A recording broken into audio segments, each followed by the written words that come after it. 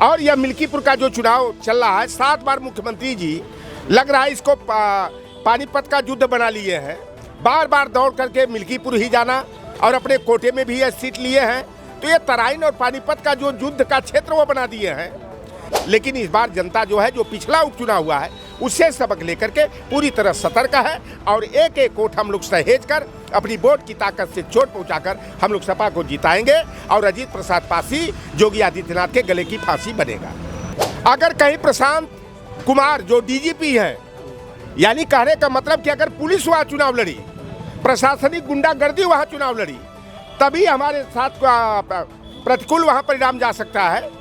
हमारे पार्टी को हराने के लिए अगर भारतीय जनता पार्टी वहाँ प्रशासनिक गुंडाई कराती है, हमारे मतदाताओं को रोकने का काम करती है, तो हम लोग ईंट से ईंट बजाने का काम करेंगे। सठे साध्यम समाचरित की नीति पर चल करके हम लोग अपने वोट की रक्षा करके हम लोग बूथ तक पहुँचाने का काम करेंगे। नमस्कार, मैं सुभाष मौर्य, आप देख रहे हैं मेरा भारत 24/7। आज हम ये समाजवादी पार्टी के प्रदेश कार्यालय पे हैं और मेरे साथ एक समाजवादी पार्टी के नेताजी है और नेताजी से हम बातचीत करते हैं। चूँकि बहुत गहमागहमी का माहौल चल रहा है जो मिल्कीपुर चुनाव को लेकर के, तो नेताजी बहुत बहुत स्वागत है आपका। धन्यवाद आपके चैनल को। आपका परिचय सबसे पहले हम जानना चौधरी लौटर राम निषाद, पूर्व प्रदेश अध्यक्ष है समाजवादी पार्टी पिछड़ा वर्ग प्रकोष्ठ जी। तो मिल्कीपुर चुनाव पे सर दोनों प्रत्याशी हैं, केवल सपा और भाजपा के ही प्रत्याशी हैं, अन्य पार्टियों का अभी तक कुछ नहीं सामने आया है प्रत्याशियों के बारे में। तो ये द्विकोणीय ही लड़ाई है, तो इस लड़ाई को आप किस तरह से देख रहे हैं?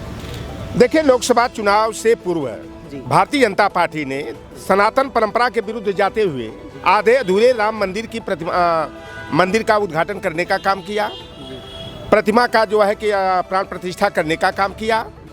सारा जो भारतीय जनता पार्टी का मोटो था लोकसभा चुनाव में धर्म के मुद्दे पर जनता को गुमराह करके जो है चुनाव जीतना था। लेकिन राम का प्रकोप हुआ, भारतीय जनता पार्टी की जो कार्यशाला अयोध्या बनाई गई थी, धार्मिक कार्यशाला, और पूरे विश्व की निगाह जो है अयोध्या पर टिकी थी।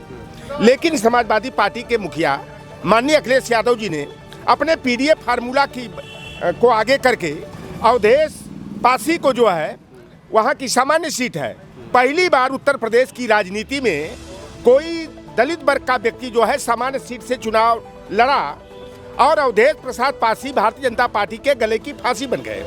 वहाँ से भारतीय जनता पार्टी के प्रत्याशी लल्लू सिंह बुरी तरह परास्त हुए।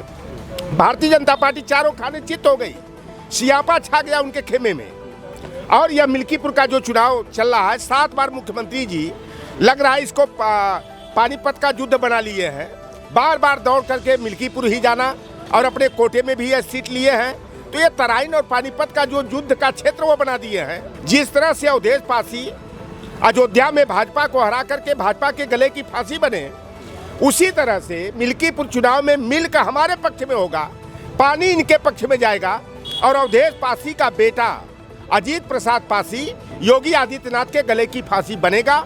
हमारा पीडीए का समीकरण पूरी तरह हम लोगों के पक्ष में है और निश्चित रूप से अगर भाजपा और सपा के प्रत्याशी आपस में चुनाव लड़े तो हम पीडीएफ फार्मूला के तहत समाजवादी पार्टी का प्रत्याशी वहां जीतेगा।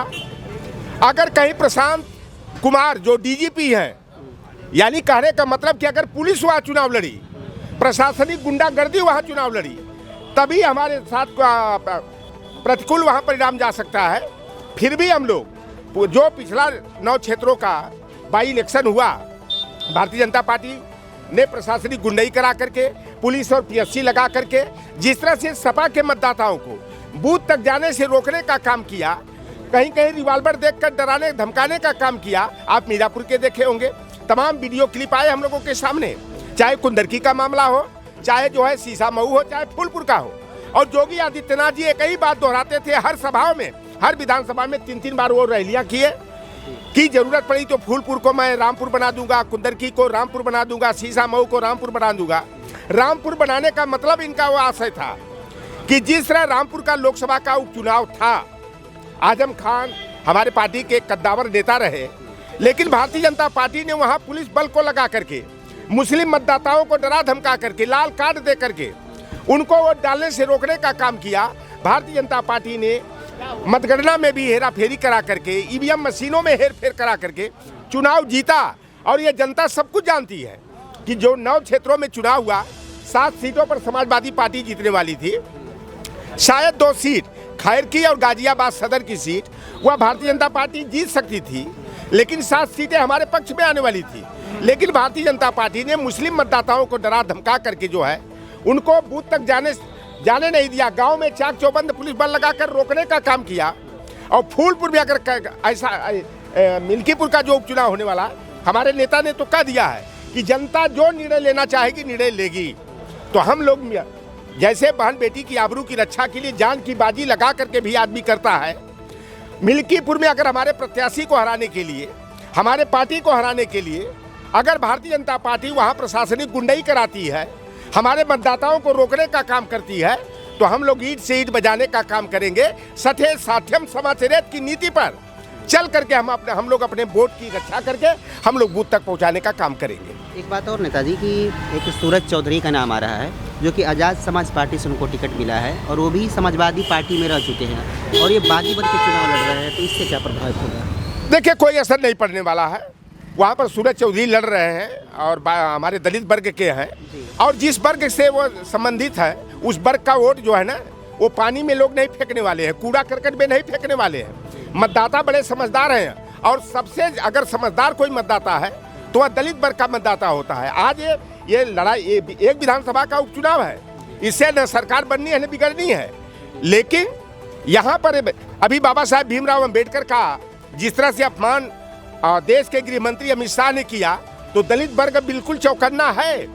सूरज चौधरी के चुनाव लड़ने से नहीं, वो 2-4 हज़ार वोट काट लेंगे, वोट कटवा के रूप में काम करेंगे, लेकिन उसका समाजवादी पार्टी के परिणाम के सेहत पर कोई असर नहीं पड़ने वाला है। वहाँ समाजवादी पार्टी का ही प्रत्याशी जीतेगा। और सूरज चौधरी अभी देखिए, हो सकता है कि सद्बुद्धि आ जाए, अभी पर्चा वापसी का शायद आज दिन है या कल होगा, तो हो सकता है पर्चा वापस भी ले ले। और पहले पता लगा था, चंद्रशेखर भाई हमारे यहाँ छोटे भाई हैं, नगीना से सांसद हैं, और उन्होंने पहले कहा था कि समाजवादी पार्टी का हम समर्थन करेंगे अगर संविधान से प्रेम होगा, बाबा साहेब से प्रेम होगा। तो चंद्रशेखर रावण को ऐसा निर्णय नहीं लेना चाहिए था, और लगता है कि अगर ऐसा वो निर्णय लिए हैं तो कहीं न कहीं सत्ता के गलियारे की हनक है, उन पर प्रेशर पॉलिटिक्स करके जो है वहाँ पर जो है कि आज़ाद समाज पार्टी कांसीराम का प्रत्याशी खड़ा किया गया है। लेकिन हम लोग उससे बिल्कुल बेखौफ हैं, और हम दलित वर्ग जो है, हमारा पीडीए जो है पूरी तरह से जो है कि समाजवादी पार्टी के साथ है, और योगी आदित्यनाथ चाहे जो कुछ भी वहाँ कर ले, लेकिन इस बार जनता जो है, जो पिछला उपचुनाव हुआ है उससे सबक लेकर के पूरी तरह सतर्क है, और एक एक वोट हम लोग सहेज कर अपनी वोट की ताकत से चोट पहुंचाकर हम लोग सपा को जिताएंगे, और अजीत प्रसाद पासी योगी आदित्यनाथ के गले की फांसी बनेगा।